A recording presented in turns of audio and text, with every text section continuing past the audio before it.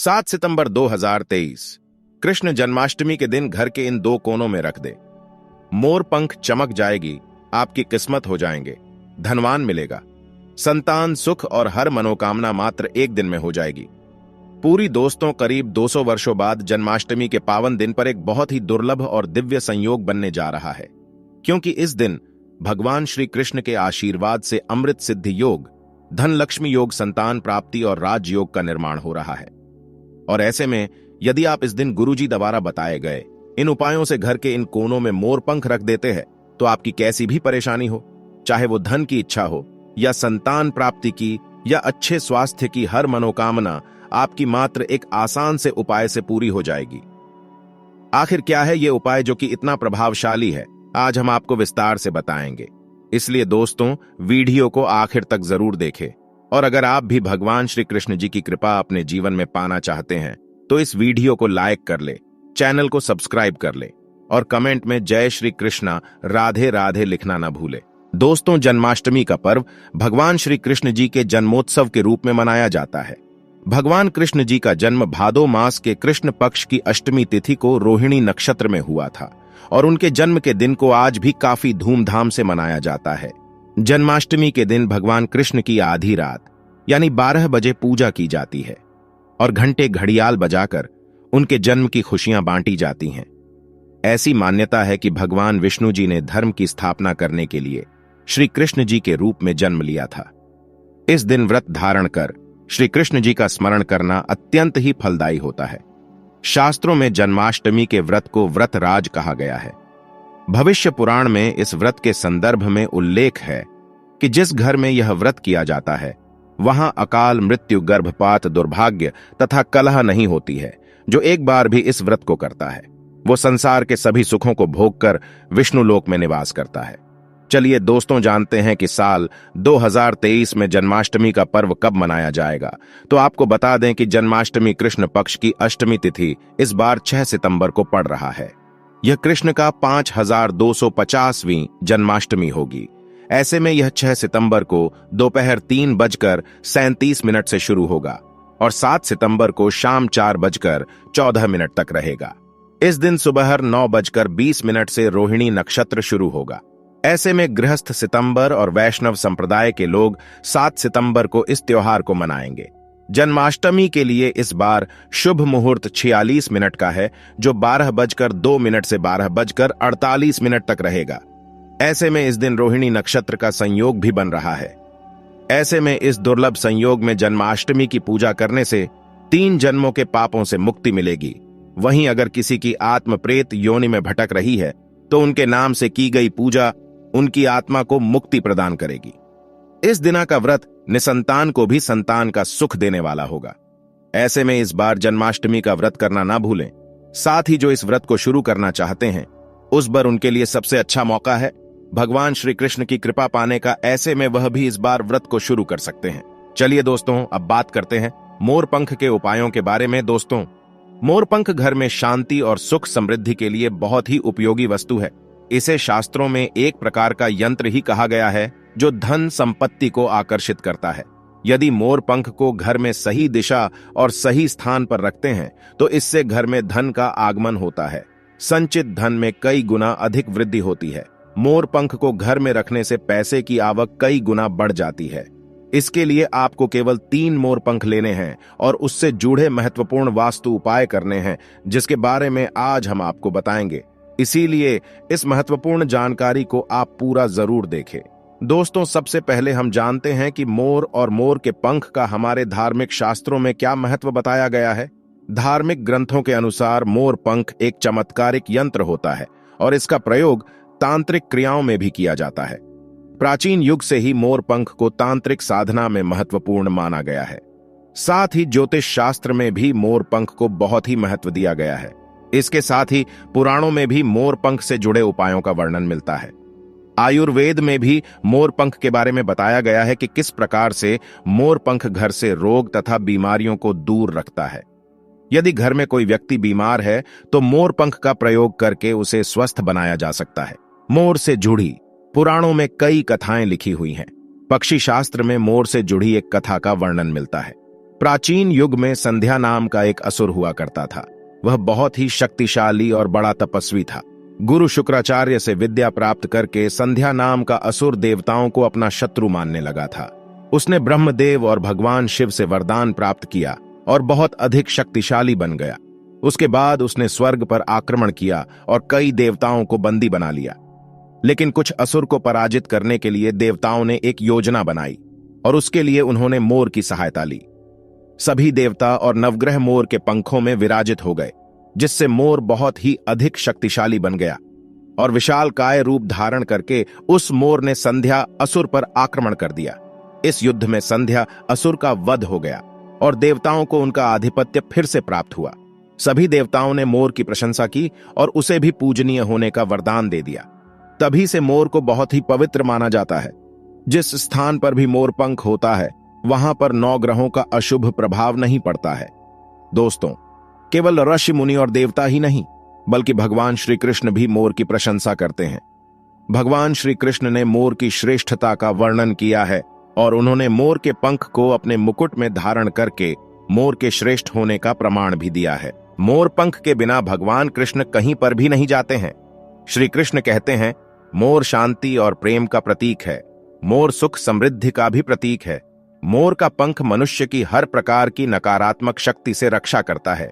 केवल हिंदू धर्म में ही नहीं बल्कि दुनिया के सभी धर्मों में मोर को विशेष महत्व दिया गया है। प्राचीन लोग मोर पंख की अद्भुत शक्ति के बारे में जानते थे, इसीलिए सभी धर्मों के ग्रंथों में मोर को महत्वपूर्ण स्थान दिया गया है। हिंदू धर्म में मोर को धन की देवी मां, लक्ष्मी, विद्या की देवी सरस्वती, भगवान श्री गणेश, हनुमान जी तथा कार्तिकेय जी से भी जोड़कर देखा जाता है। मां लक्ष्मी को सुख समृद्धि और संपन्नता की देवी माना जाता है। मोर पंख का प्रयोग करके मां लक्ष्मी को प्रसन्न किया जा सकता है और सुख संपदा को प्राप्त किया जा सकता है। यदि मोर पंख के साथ आप अपने घर में बांसुरी रखते हैं तो इससे परिवार में प्रेम और सौहार्द बना रहता है। दोस्तों, हमारा घर एक मंदिर की तरह होता है। अगर इसमें रहने वाले सदस्य रोज आपस में झगड़ा करने लगे तो यह मंदिर कम, युद्ध का मैदान अधिक लगने लगता है। घर में कलेश और झगड़े होने के कई कारण हो सकते हैं, लेकिन सबसे बड़ा कारण होता है घर में नकारात्मक ऊर्जा का प्रवेश करना। लेकिन हमारे घर में यह नकारात्मक ऊर्जा आखिर कहां से प्रवेश करती है और इस नकारात्मक ऊर्जा को दूर करने के लिए कौन से उपाय करने चाहिए? वास्तुशास्त्र के अनुसार प्रत्येक घर में नकारात्मक ऊर्जा फैलाने वाली चीजें मौजूद होती हैं। इन वस्तुओं के बिना हमारा घर चल नहीं पाता है। इन वस्तुओं को तो हम घर से बाहर नहीं निकाल सकते हैं, लेकिन उस नकारात्मक ऊर्जा को अवश्य बाहर निकाल सकते हैं। इसके लिए हमें मोर पंख का प्रयोग करना चाहिए। इसके लिए मोर के पंखों को आप अपने घर पर खूब जोर जोर से हवा में हिलाएं। इससे आपके घर की जितनी भी नकारात्मक ऊर्जा है वह आपके घर से बाहर हो जाएगी। यदि रोज सुबह पूजा के बाद आप ऐसा करते हैं तो आपके घर की सारी नकारात्मक ऊर्जा घर से बाहर चली जाएगी और आपके घर में सुख शांति बनी रहेगी। इसी बात को ध्यान रखते हुए आज हम आपको बताएंगे कि घर में वह कौन सी 3 जगह है जहां पर आपको मोर पंख जरूर रखना चाहिए, और इन जगहों पर अगर आप मोर पंख रख देते हैं तो आपके घर में भी सबसे अधिक सकारात्मक ऊर्जा बनी रहेगी। सबसे पहली बात, घर से नकारात्मक ऊर्जा को दूर करने के लिए अगर घर में नकारात्मक ऊर्जा है और परिवार के सदस्यों की तरक्की में अड़चनें निर्माण हो रही है तो आप अपने मुख्य द्वार के ऊपर गणेश जी की प्रतिमा रखें और प्रतिमा के दोनों ओर मोर पंख अवश्य रखें। इससे आपके घर में किसी भी प्रकार की नकारात्मक ऊर्जा प्रवेश नहीं कर पाएगी। यदि आपका मुख्य द्वार वास्तुशास्त्र के नियमों के विरुद्ध है तो आप मुख्य द्वार पर 3 मोर पंख अवश्य रखें। इससे वास्तु दोष समाप्त हो जाएंगे। दूसरी बात, ग्रहों के दुष्प्रभाव से बचने के लिए अगर घर के सदस्यों पर ग्रहों का दुष्प्रभाव है अथवा ग्रहों की स्थिति खराब चल रही है तो मोर पंख ले और उस पर गंगा जल अथवा शुद्ध जल का छिड़काव करें। फिर इसे ऐसे स्थान पर रख दें जहां पर यह किसी को दिखाई ना दे। इससे ग्रह शांत होने में मदद मिलती है। तीसरी बात, बुरी नजर से बचने के लिए अगर घर के किसी सदस्य अथवा बालक को बुरी नजर लगी है या उस पर किसी की बुरी नजर का प्रभाव पड़ा है तो सोते समय उस व्यक्ति के तकिए के नीचे मोर पंख रखें और दूसरे दिन इसे किसी बहते जल में अथवा कुएं में ढाल दें। इससे बुरी नजर उतर जाती है। चौथी बात, पढ़ाई में मन नहीं लगता है। अगर घर के विद्यार्थियों का पढ़ाई में मन नहीं लगता है, उनकी याददाश्त कमजोर है, पढ़ाई करते समय बार बार नींद आती है तो विद्यार्थियों को मां सरस्वती के सामने मोर पंख रखकर दूसरे दिन उस मोर पंख को अपनी किताबों में रखना चाहिए। इससे विद्यार्थियों में एकाग्रता बढ़ेगी और मां सरस्वती की कृपा बनी रहेगी। पांचवा उपाय, दुष्ट शत्रु से छुटकारा पाने के लिए अगर कोई शत्रु जानबूझकर आपको परेशान कर रहा है और बार बार आपको नुकसान पहुंचाने का प्रयास करता है तो मंगलवार के दिन हनुमान जी की मस्तक का सिंदूर मोर पंख पर लगाएं और सुबह के समय बिना नहाए ही इसे बहते हुए जल प्रवाह में अथवा कुएं में ढाल दें। इससे शत्रु से छुटकारा मिलता है। छठी बात, मनवांछित फल प्राप्ति के लिए अगर मन की कोई इच्छा अधूरी है, कई दिनों तक कोशिश करने के पश्चात भी मनवांछित फल प्राप्त नहीं होता है, कार्यों में बार बार रुकावट आ रही है, तो आप राधा कृष्ण के मंदिर में जाकर भगवान श्री कृष्ण को मोर पंख चढ़ाएं अथवा घर में ही श्री कृष्ण की मूर्ति पर मोर पंख लगाएं और अपनी इच्छा उनके सामने प्रकट करें।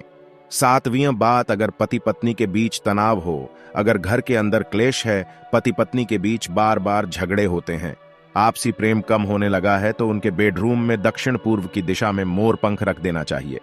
इससे दोनों के बीच में प्रेम बढ़ेगा और आपसी मनमुटाव कम होगा। आठवां उपाय, धन में वृद्धि के लिए अगर धन की कमी है, अचानक धन खर्च हो जाता है, तो घर में तिजोरी अवश्य बनाएं। तिजोरी रखते समय ध्यान रहे तिजोरी को पश्चिम की दीवार पर सटाकर रखें और उसका मुख पूर्व दिशा की ओर हो। इससे देवराज की कृपा दृष्टि बनी रहेगी। साथ ही महालक्ष्मी की पूजा में मोर पंख रखकर उसे तिजोरी में रखें। इससे घर में सुख समृद्धि आती है और धन की कमी महसूस नहीं होती है। यदि धन की समस्या आ रही है तो घर के अग्निकोण में अर्थात दक्षिण पूर्व दिशा में अपनी कमर से ऊपर कंधे की ऊंचाई पर 2 मोर पंख शुक्ल पक्ष में लगाएं। जल्दी ही धन प्राप्ति के नए अवसर प्राप्त होने लगेंगे। 9वां उपाय, आप किसी भी शुभ दिन मोर का पंख लेकर घर के किसी ऐसे स्थान पर रखें जहां पर आने जाने वाले लोगों की नजर सबसे ज्यादा पड़ती है। असल में मोर का पंख नकारात्मक ऊर्जा को अवशोषित करता है, इसलिए आपको इसको ऐसे स्थान पर लगाना चाहिए जहां ये सभी को नजर आए। मोर के पंख का यह उपाय न सिर्फ आपको बल्कि आपके घर के सदस्यों के जीवन में भी सुख और समृद्धि जरूर लेकर आएगा। तो दोस्तों, इस प्रकार से मोर पंख का प्रयोग करके आप अपने जीवन में सुख समृद्धि ला सकते हैं। इसी के साथ दोस्तों, जन्माष्टमी के दिन आपको इन उपायों के साथ साथ जन्माष्टमी व्रत कथा भी सुननी और सुनानी चाहिए, जिससे आपके सभी पाप धुल जाते हैं और आपकी हर मनोकामना पूरी हो जाती है। तो आइए शुरू करते हैं। जन्माष्टमी व्रत कथा स्कंद पुराण के मुताबिक द्वापर युग की बात है। उन दिनों मथुरा में उग्रसेन नाम के राजा हुए, लेकिन स्वभाव से वह सीधे साधे थे। यही वजह थी कि उनके पुत्र कंस ने ही उनका राज्य हड़प लिया और स्वयं मथुरा का राजा बन बैठा। कंस की एक बहन थी जिनका नाम था देवकी। कंस उनसे बहुत स्नेह करता था। देवकी का विवाह वसुदेव से तय हुआ तो विवाह संपन्न होने के बाद कंस स्वयं ही रथ हाँकते हुए बहन को ससुराल छोड़ने के लिए रवाना हुआ। स्कंद पुराण के अनुसार जब वह बहन को छोड़ने के लिए जा रहे थे, तभी एक आकाशवाणी हुई कि जिस बहन को वह इतने प्रेम से विदा करने स्वयं ही जा रहा है, उसी बहन का 8वां पुत्र तेरा संहार करेगा। यह सुनते ही कंस क्रोधित हो गया और देवकी और वसुदेव को मारने के लिए जैसे ही आगे बढ़ा, तभी वसुदेव ने कहा कि वह देवकी को कोई नुकसान न पहुंचाए। वह स्वयं ही देवकी की 8वीं संतान कंस को सौंप देगा। इसके बाद कंस ने वसुदेव और देवकी को मारने के बजाय कारागार में ढाल दिया। कारागार में ही देवकी ने 7 संतानों को जन्म दिया और कंस ने सभी को एक एक करके मार दिया। इसके बाद जैसे ही देवकी फिर से गर्भवती हुई, तभी कंस ने कारागार का पहरा और भी कड़ा कर दिया। तब भाद्रपद माह के कृष्ण पक्ष की अष्टमी को रोहिणी नक्षत्र में कन्हैया का जन्म हुआ। तभी श्री विष्णु ने वसुदेव को दर्शन देकर कहा कि वह स्वयं ही उनके पुत्र के रूप में जन्मे हैं। उन्होंने यह भी कहा कि वसुदेव जी उन्हें वृंदावन में अपने मित्र नंद बाबा के घर पर छोड़ आएं और यशोदा जी के गर्भ से जिस कन्या का जन्म हुआ है उसे कारागार में ले आएं। यशोदा जी के गर्भ से जन्मी कन्या कोई और नहीं बल्कि स्वयं माया थी। यह सब कुछ सुनने के बाद वसुदेव जी ने वैसा ही किया। वसुदेव जी ने जैसे ही कन्हैया को अपनी गोद में उठाया, कारागार के ताले खुद ही खुल गए। पहरेदार अपने आप ही नींद के आगोश में आ गए। फिर वसुदेव जी कन्हैया को टोकरी में रखकर वृंदावन की ओर चले। कहते हैं कि उस समय यमुना जी पूरे उफान पर थीं। तब वसुदेव जी महाराज ने टोकरी को सिर पर रखा और यमुना जी को पार करके नंद बाबा के घर पहुंचे। वहां कन्हैया को यशोदा जी के साथ पास रखकर कन्या को लेकर मथुरा वापस लौट आए। स्कंद पुराण के मुताबिक जब कंस को देवकी की 8वीं संतान के बारे में पता चला तो वह कारागार पहुंचा। वहां उसने देखा कि 8वीं संतान तो कन्या है, फिर भी वह उसे जमीन पर पटकने ही लगा कि वह माया रूपी कन्या आसमान में पहुंचकर बोली कि रे मूर्ख, मुझे मारने से कुछ नहीं होगा। तेरा काल तो पहले से ही वृंदावन पहुंच चुका है और वह जल्दी ही तेरा अंत करेगा। इसके बाद कंस ने वृंदावन में जन्मे नवजातों का पता लगाया। जब यशोदा के लाला का पता चला तो उसे मारने के लिए कई प्रयास किए, कई राक्षसों को भी भेजा, लेकिन कोई भी उस बालक का बाल भी बांका नहीं कर पाया। तो कंस को यह एहसास हो गया कि नंद बाबा का बालक ही वसुदेव देवकी की 8वीं संतान है। कृष्ण ने युवावस्था में कंस का अंत किया। इस तरह जो भी यह कथा पढ़ता या सुनता है उसके समस्त पापों का नाश होता है। उम्मीद है आपको यह जानकारी अच्छी लगी होगी। वीडियो को लाइक जरूर करें, कमेंट में जय श्री कृष्ण लिखना ना भूलें, साथ ही चैनल को सब्सक्राइब जरूर करें। आप सभी का धन्यवाद।